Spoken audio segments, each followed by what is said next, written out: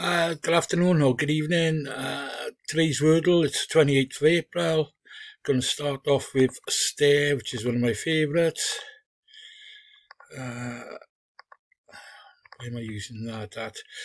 Right, so you got EST, chest. Right. Okay. So you've got, can't start with an S, can't end with a T or an E. I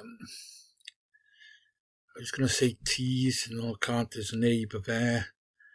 I'm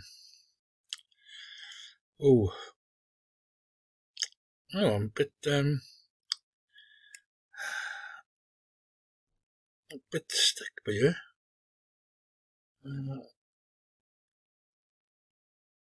And it probably won't end in an S because they don't end in plurals. So I think it's going to be EST. EST is like a good combination of letters.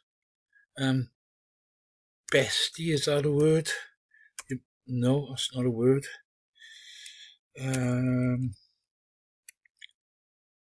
Testy.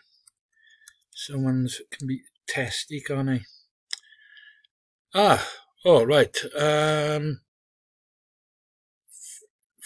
Zesty.